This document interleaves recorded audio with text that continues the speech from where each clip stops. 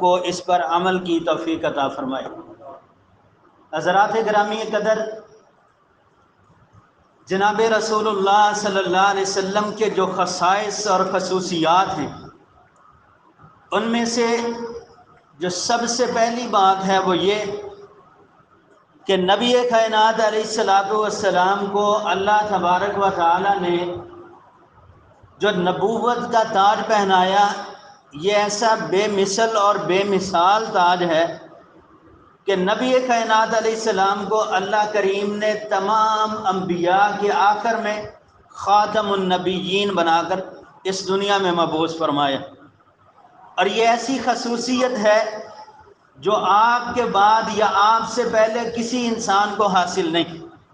اللہ تبارک و تعالیٰ نے اپنی پاک کتاب کے اندر یہ بات بیان فرمائی، 22واں پارہ ہے، سورہ سبا ہے، وَمَا أَرْسَلْنَاكَ إِلَّا كَافَّةً لِلنَّاسِ بَشِيرًا وَنَذِيرًا وَلَكِنَّ أَكْثَرَ النَّاسِ لَا يَعْلَمُونَ۔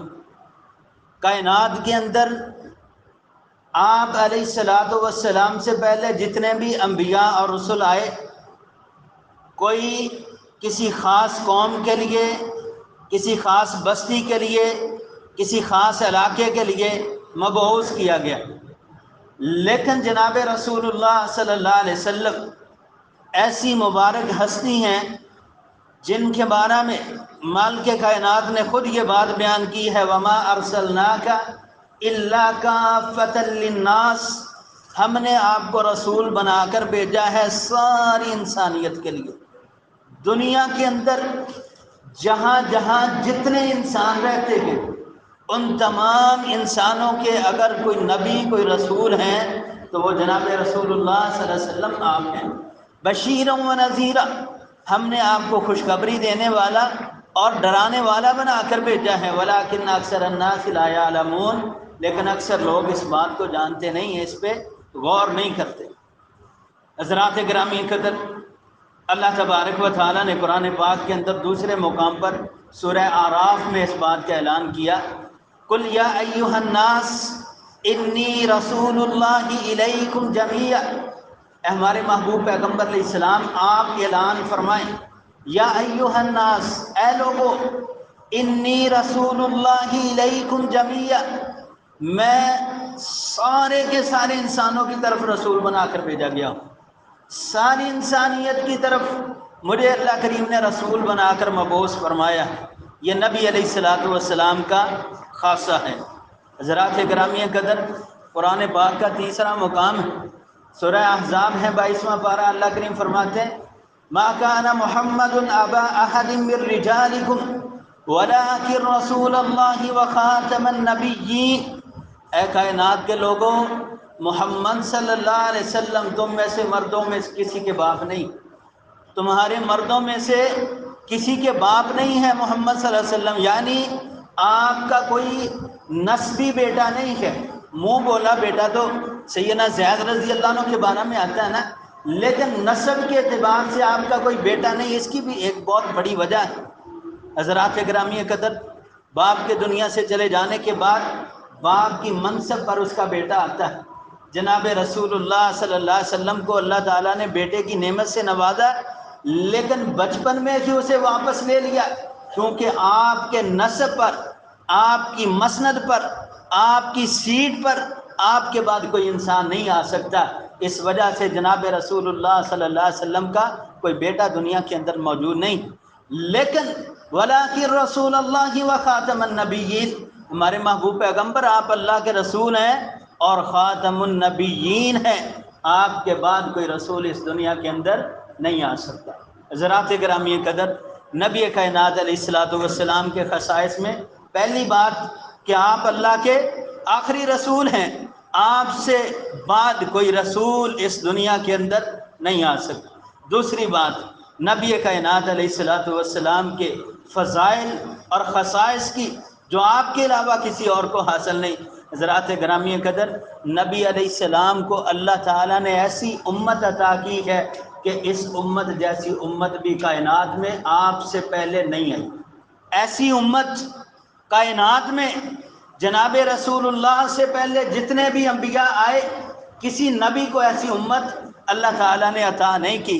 اس امت کے بارے میں مالک کائنات نے خود اپنی کتاب کے اندر سورہ آل عمران میں اس بات کا اعلان فرمایا، کنتم خیر امت اخرجت للناس تأمرون بالمعروف وتنہون عن المنکر۔ اے کائنات کے لوگو، تم بہترین امت ہو۔ اے امت محمدیہ کے لوگو، تم بہترین امت ہو۔ اخرجت للناس تأمرون بالمعروف وتنہون عن المنکر، تمہیں اس لیے پیدا کیا گیا، تمہیں اس لیے بنایا گیا ہے کہ تم لوگوں کو خیر کے کام کا حکم دو اور برائی کے کاموں سے منع کرو۔ ایسی امت جو جناب رسول اللہ صلی اللہ علیہ وسلم کو ملی ہے، آپ سے پہلے کسی نبی کو یہ امت نہیں ملی۔ یہ ایک الگ بات ہے کہ آج امت اپنی ذمہ داریوں کو بھول چکی، آج لوگ اپنی ذمہ داریوں کو بھلا چکے، منمانی کی زندگی کے اندر اپنے آپ کو مشغول کر لیا ہے، مصروف کر لیا ہے، اور جو ہماری اصل ذمہ داری تھی اسے بھلا دیا گیا۔ حضرات، امت محمدیہ کائنات کی تمام امتوں سے بہترین اور افضل امت ہے۔ جناب رسول اللہ صلی اللہ علیہ وسلم کی تعلیمات پہ اگر غور کیا جائے، اللہ اکبر اللہ، کیسی باتیں نبی علیہ السلام نے ایک مثال دے کے اس بات کو واضح کیا ہے۔ صحیح البخاری کے اندر یہ باقاعدہ مثال نبی علیہ السلام کی موجود ہے کہ تمہارا بہترین ہونا کیسا ہے۔ نبی کائنات علیہ السلام فرماتے ہیں، اللہ اکبر اللہ، کیا میری امت کے لوگوں، دوسری امتوں کی جو مدت ہے اس کے مقابلے میں تمہاری جو مدت ہے یہ عصر سے لے کر مغرب تک جو ٹائم ہے اس کے برابر ہے۔ عصر سے مغرب کے درمیان جو وقت ہے تمہاری مدت اتنی ہے۔ پھر نبی علیہ السلام نے اس بات کی وضاحت کی کہ اس کا مطلب کیا ہے۔ پیارے پیغمبر علیہ السلام نے فرمایا، اس کا مطلب یہ ہے کہ جس طرح کوئی آدمی مزدور لے کر آتا ہے، اسے کہتا ہے کہ صبح سے لے کے دوپہر تک مزدوری کرنی ہے اور مزدوری میں ایک کی رات دیا جائے گا، ایک کی رات تجھے مزدوری دی جائے گی اور صبح سے لے کے دوپہر تک مزدوری کرنی۔ نبی علیہ السلام فرمایا کہ وہ صبح سے لے کے دوپہر تک جب مزدوری کرتا ہے، مزدوری کر کے اسے ایک کی رات دیا جاتا ہے، یہ یہودیوں کی مثال ہے، صبح سے دوپہر تک۔ نبی علیہ السلام فرمایا پھر وہ اور مزدور لے کر آتا ہے، اسے کہتا ہے دوپہر سے لے کے عصر تک مزدوری کرنی ہے اور مزدوری ایک کی رات دی جائے گی۔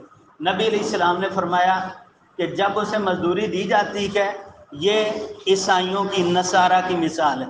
پیارے پیغمبر علیہ السلام نے فرمایا پھر عصر سے لے کر مغرب تک مزدوری کے لیے بلایا جاتا ہے اور اسے کہا جاتا ہے کہ تمہیں 2 کی رات دیے جائیں گے، عصر سے مغرب تک مزدوری کرنی ہے۔ نبی علیہ السلام نے فرمایا، اے میرے صحابہ، اے میری امت کے لوگوں، یہ تمہاری مثال ہے۔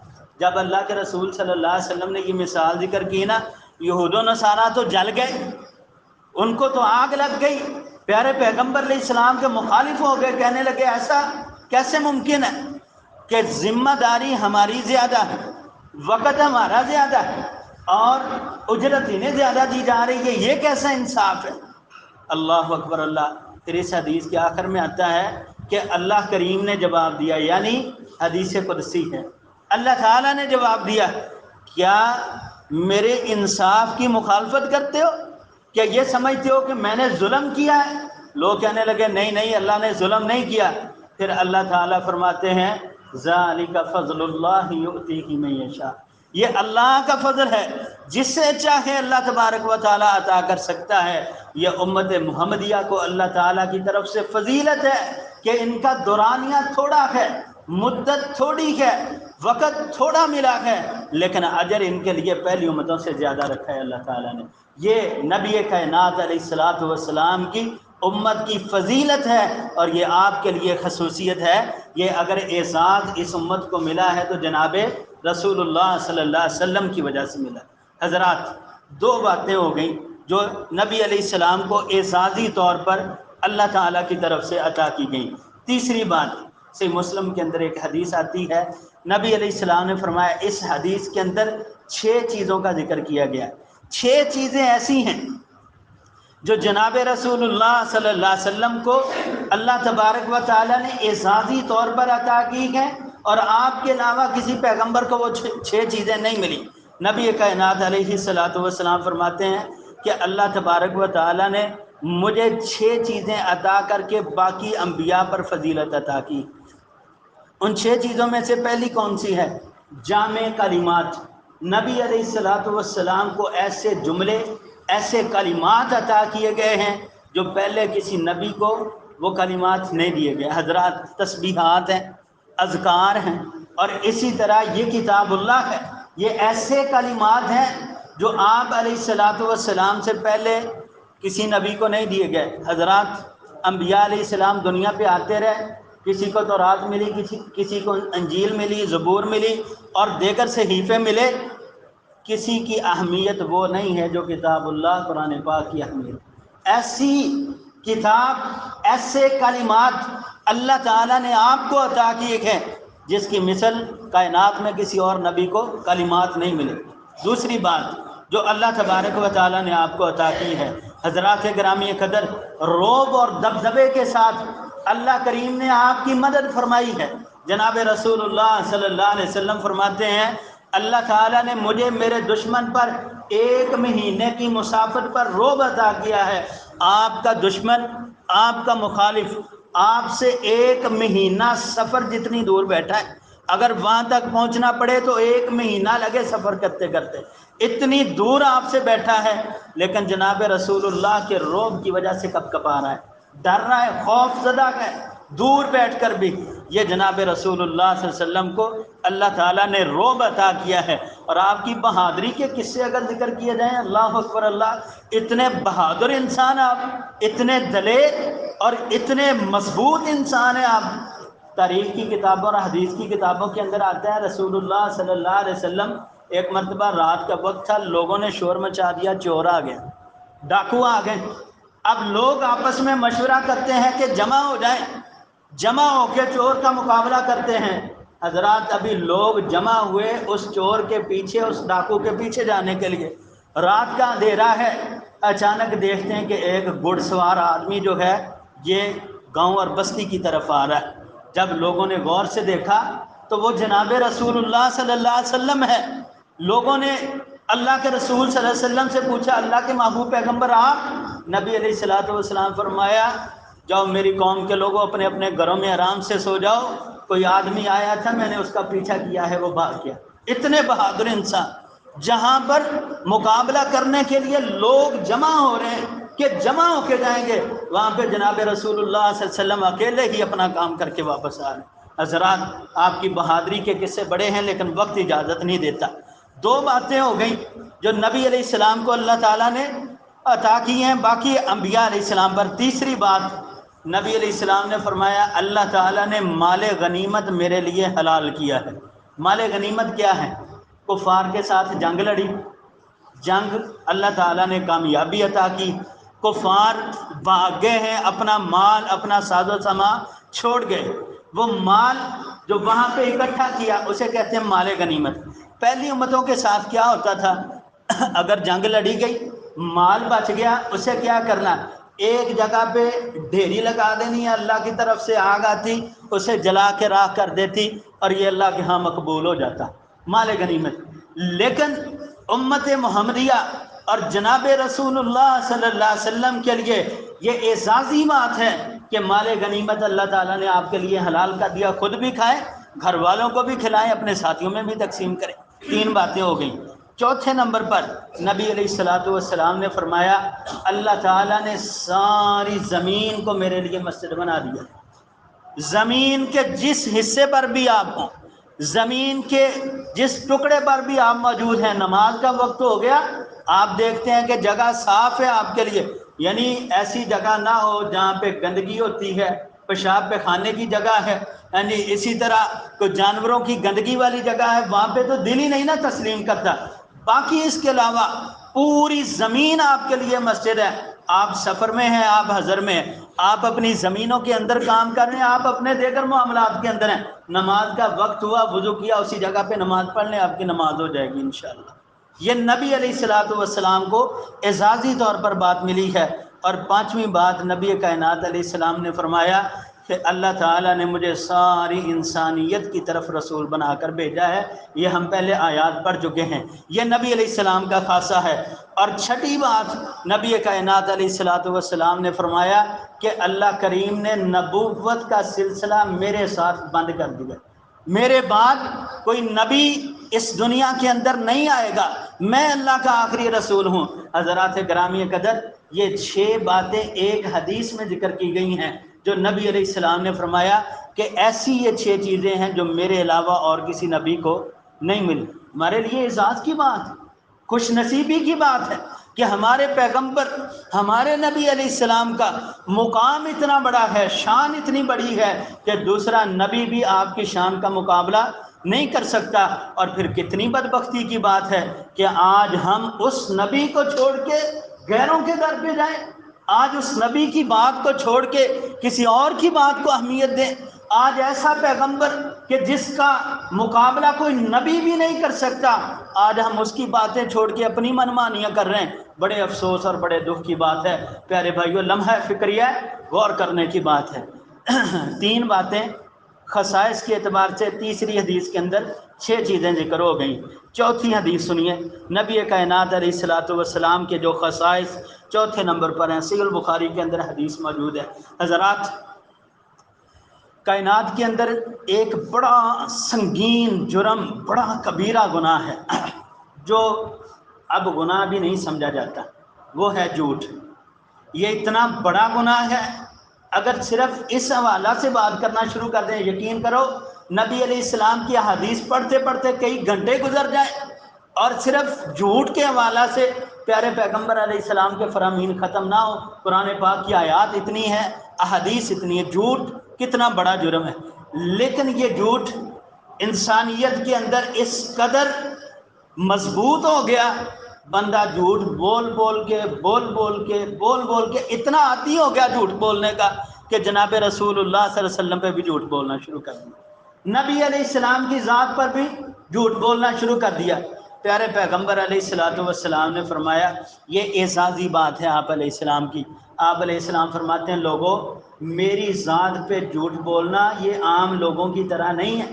جس طرح آپ کسی عام بندے پہ جھوٹا الزام لگا دیتے ہیں نا، اس نے ایسے کہا، لڑائی کرنے کے لیے یہ شیطانی صفت لوگ جو فتنہ وار لوگ ہوتے ہیں، یہ اپنی طرف سے شرارتیں کرنے کے لیے 2 قبیلوں میں، 2 خاندانوں میں، 2 گھروں میں، 2 بھائیوں میں آپس میں لڑائی کروانے کے لیے ادھر بھی آگ لگائی ادھر بھی آگ لگائی، اور ایسے لوگ موجود ہیں معاشرے کے اندر، لڑائیاں کروانے والے موجود ہیں، الحمدللہ سلو والے بھی موجود ہیں، لیکن فتنے والے بھی موجود ہیں۔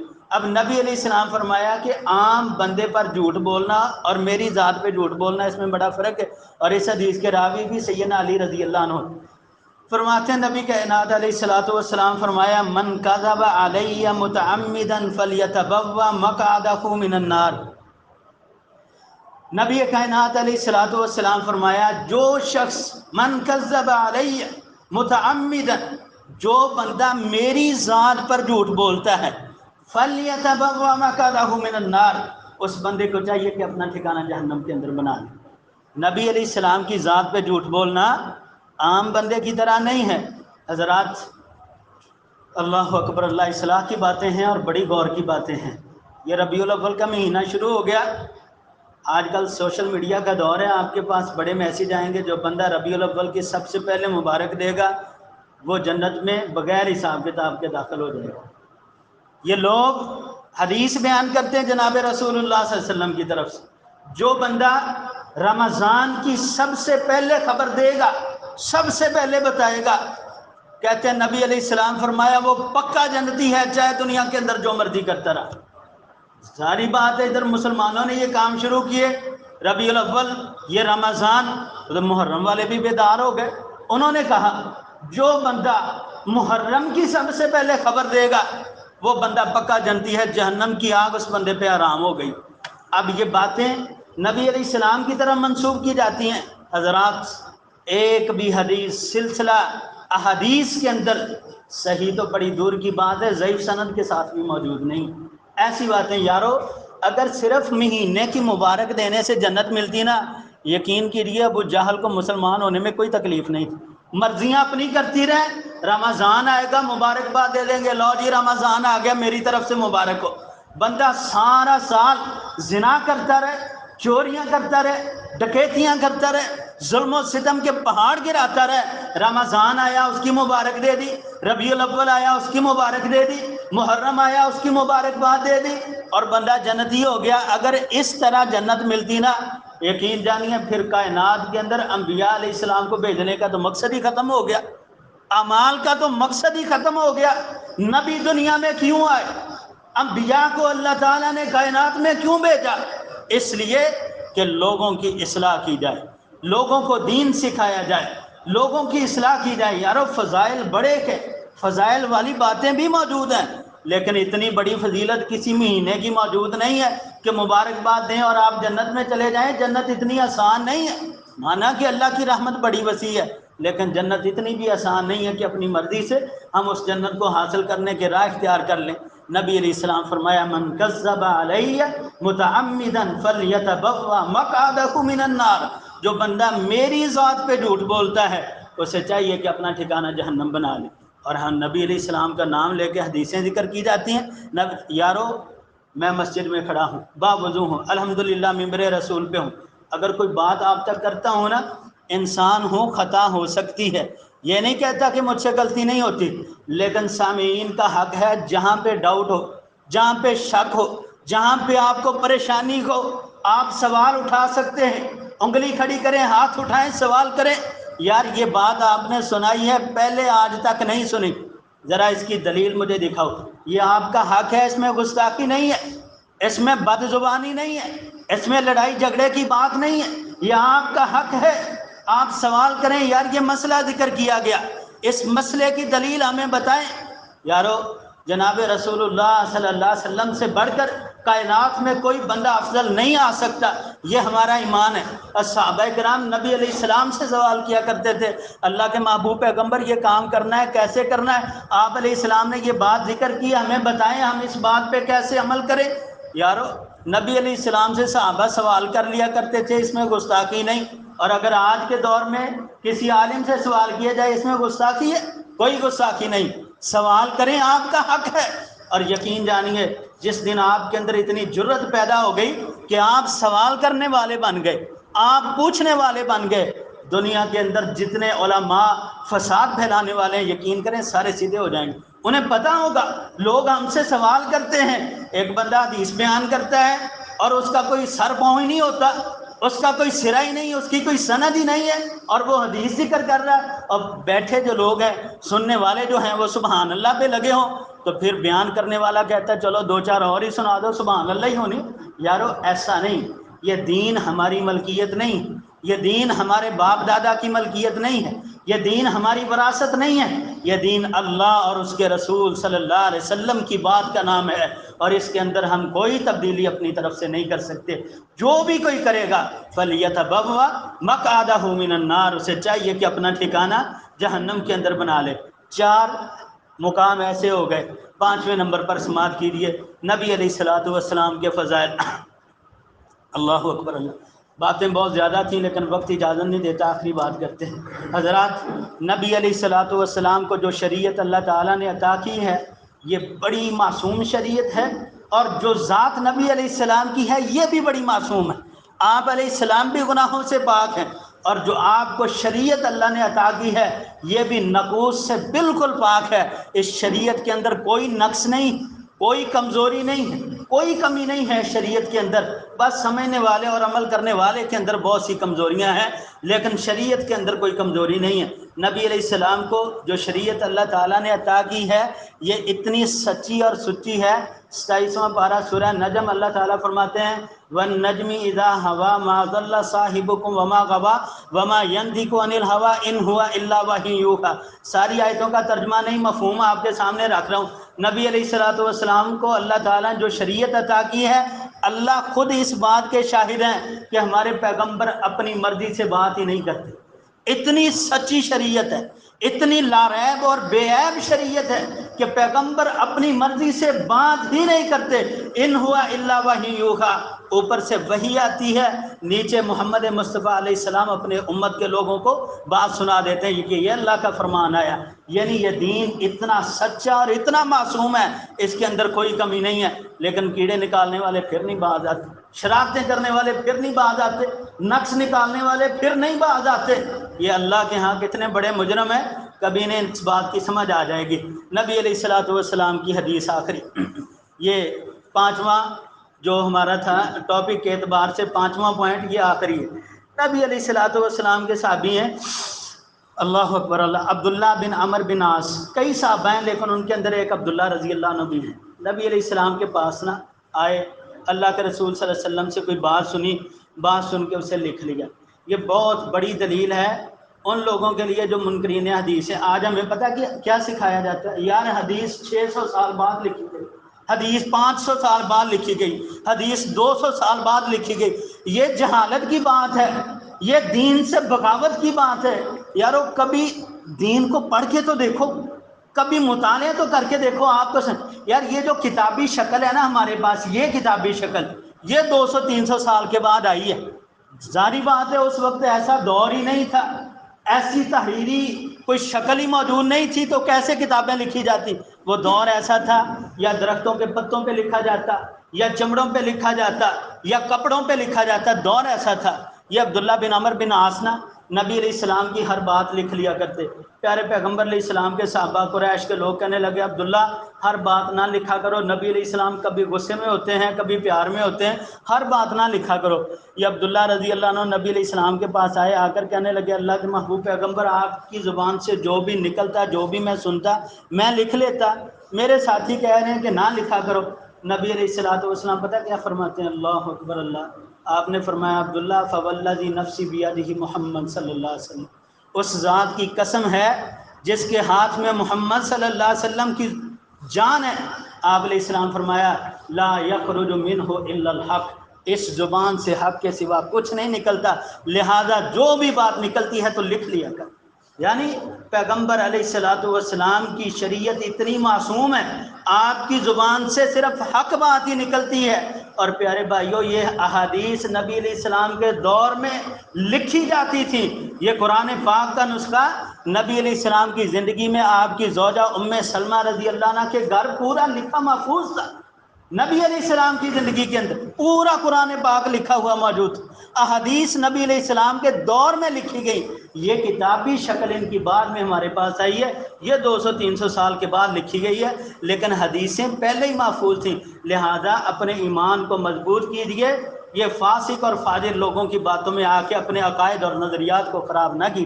لہذا اللہ تبارک و تعالیٰ نے جو شریعت جو دین ہمیں عطا کیا الحمدللہ لا ریب اور بے عیب ہے۔ اللہ کریم سے دعا ہے مال کے کائنات ہمیں اس پہ عمل کی توفیق عطا فرمائے، آمین۔ آخر دعوانا ان الحمدللہ رب العالمین۔